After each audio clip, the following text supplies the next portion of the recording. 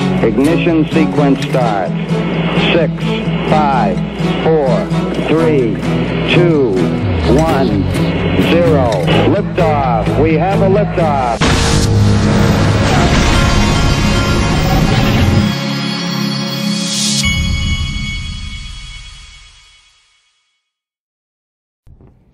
Hey everybody, this is the Digital Asset Investor, and a little birdie told me that Link2, who is one of my sponsors, is going to be listing Circle private equity this week.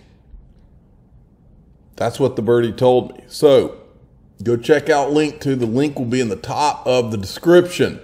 Now check this out. Between HSBC, BlackRock, Fidelity, and Schwab, we are talking about $25 trillion in assets under management that will soon be enabled to buy Bitcoin. Bitcoin is just a $600 billion market cap asset today, let alone tightly held lost coins. It's not rocket science. Now, if you look at the total market, it's $1.18 trillion right now, and Bitcoin has 590 billion in it. So you can imagine my experience is that good things happen for all of crypto as money pours in. And if this is true, there's about to be more money poured into crypto than ever.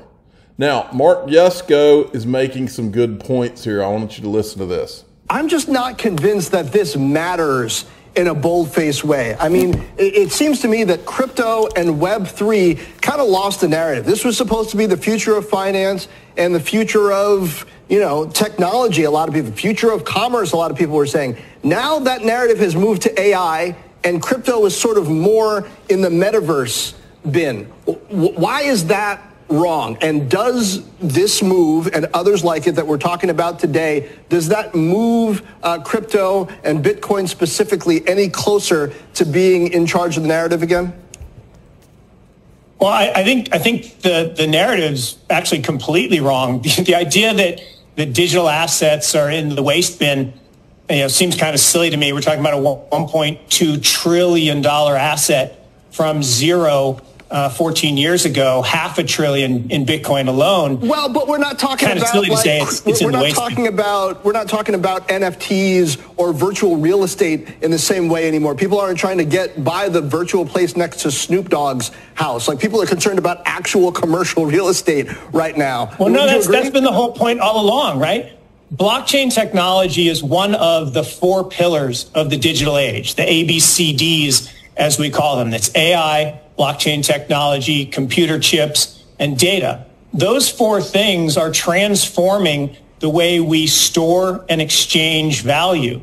The same way that media was completely disrupted by the internet and the value of the biggest media assets went to new assets, the same thing's happening in financial services.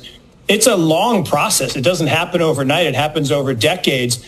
But every stock, every bond, every currency, every commodity, every piece of art, every private business, every piece of real estate will eventually be a token on a blockchain, an entry on a ledger, permanent and immutable. Not Bitcoin. It will have truth instead of... It won't be a token built on the Bitcoin blockchain. Which ones can you build all these?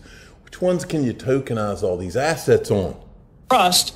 And we will save over $7 trillion a year. 6 to 8% of global GDP is wasted by the friction of the trust industry that's necessary when you have dual entry accounting. With triple entry accounting, which is what a blockchain is, we get rid of all of that friction. It's a beautiful future. All right. I thought that he was making some good points now. Now, let's address the dirty little secret, because this guy brings it up in this. This is the guy that wrote The Black Swan. Okay, that's a thumbnail and a half right there. He wrote The Black Swan. And just listen to what he says here, and I'll kind of... I think it was 9 or 10. Anyway, so here we are now, call it 13, 14 years in. Yes. This is a very long but think about it. speculation if this is that, yes, right? Yes. I'm not... But let's look at the crypto. Is it being used for real transactions? No. It is a cult. In parts of the world it is the same. He's calling crypto a cult. My question is, why do you think that crypto would get a cult-like following? Well, this cult member entered crypto when I lost complete faith in the U.S. government when they did the bailouts and bailed out their friends and picked winners and losers. That's when I knew that our country, as we knew it, was over. So yeah, if you want to call me a cult member, the reason we're drawn to this quote cult is because we want some type of freedom from government destroying the value of our money and picking their friends to win and everybody else to lose. Or people in very high, where they make money and inflation is 30 or 40%, and they have a cell phone and they're able to own something that doesn't depreciate immediately? Well, it did exactly the opposite of its mission as inflation hedge, because it collapsed when inflation collapsed to 30,000, but people were negative at $10. But you can look at any stocks that reached $100 has started at $1 or $2. So and a lot of those when collapse. you look at things, you don't look at the past, you look at the drawdown you can experience if you own it when it's already mature. So the one, it's not an inflation hedge. Two, the thing is, it may be good for transaction, for petty transaction, small amount of money, but it's not good for real money laundering because it's very traceable. And three, it is pretty much the first time in the history of the world we have had a cult, cult coupled with a financial instrument. What do you make of BlackRock now trying to pursue with an ETF? You have Citadel, you have a number of Wall Street players who, by the way, for a very long time actually were very negative, skeptical, just like you. Yes. I started positive on Bitcoin because I was disappointed with the Federal Reserve policy. But then I realized that you're going from Caribbean to Scylla, in other words, from something bad to something vastly worse. At least with Federal Reserve, we have transparency, we know what's going on, we can influence. No, we actually don't. But now that he brings up transparency, this is the dirty little secret, folks. Bitcoin is not transparent. We do not, until you know who Satoshi is, it is not transparent and can't be trusted. Ethereum is not transparent. Until you know who the Ethereum disguised whales are, it is not transparent and can't be trusted. But who is? What is the one digital asset on the planet Earth that to this point has been completely transparent? You know how much XRP is in escrow. You get a quarterly markets report that tells you exactly what's being done with it. The Bitcoin and Ethereum maxis have pointed at Ripple and tried to use that as a weapon against it, the transparency itself, and said, look, you own too much of it, and Then when you say to Joseph Lubin, like Brad Garlinghouse did, so, well, how much do you own? How much do you sell? He won't answer the question and says that he practices internal transparency. You've been served up one big, huge crypto lie, and that is that somehow Bitcoin and Ethereum are the saviors and these transparent things and all of that, and the libertarian movement, when the truth is that the only one in the room that's been telling the truth and showing you what's going on is Ripple with XRP. Now, let's move along, because I think Mr. Intuitive, who is the official cool guy of the Digital Asset Investor channel, is trying to stir up some trouble in XRP social media today. And I'm glad to support that because it makes things a little more interesting, right? What if the rumors about Ripple buying back XRP were meant to be Ripple equity buyback? Well, when I saw this tweet, it reminded me of this. Ripple did do a Ripple equity buyback when they bought back. Remember when Tetragon, who was one of the early venture capitalists that invested in Ripple, when the SEC lawsuit dropped, Tetragon had a clause in their contract or whatever they had with Ripple that basically said if XRP's ever declared a security, you got to give us our money back. Well, so they tried to sue Ripple at that time. Well, Ripple ended up, I think, prevailing, but Ripple said, we'll buy back your Ripple equity. And they bought it back, and it put Ripple at what was a $10 billion valuation to a $15 billion valuation. So, interesting concept that the cool guy floated there. Now, check this out. Before I invite Patricia to comment, I want to share another provocative audience question, which is reads: don't you think that with CBDC, stable coins, etc., Future monetary policy will be shaped by IT specialists, and the role of economists will be to accommodate for technology outcomes. So with that in mind, Patricia, I'll hand it over to you for your thoughts on the obsolescence of economists and the programmability of money. Oh, I don't know about the obsolescence of economists, but if you think that governments and central banks are going to change their goals about what monetary policy ought to do, control of a stable currency, I believe that's the stable fiat currency. I believe that's the terminology in the Federal Reserve Act.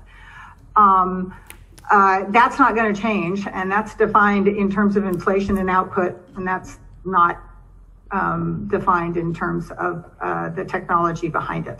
And I don't think that's going to change anytime soon. It took a very long time for central banks to come around to a system that kind of sort of works, where they don't at least mess up on a regular basis. They do still mess up. So Brad Garlinghouse told us this a long time. Here's this long time ago. Here's this quote: governments are going to bring out their tanks before they give up the control of the money supply.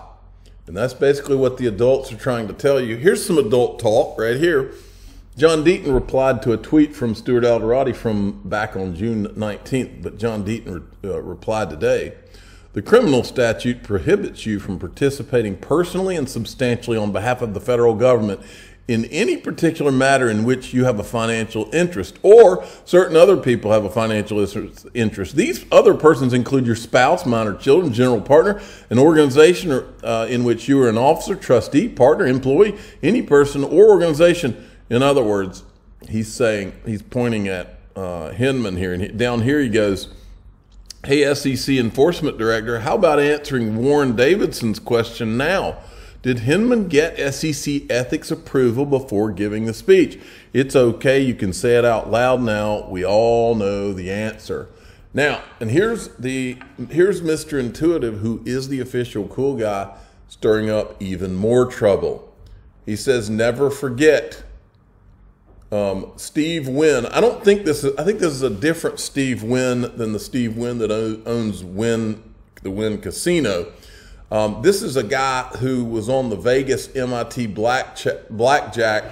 Those guys, I think it was a movie actually with Kevin Spacey maybe, where a group of MIT like math geniuses got together and went and basically won all kinds of money in Vegas. I can't remember the name of the movie, but the cool guy says, never forget our guy Steve Wynn in an interview with Forbes.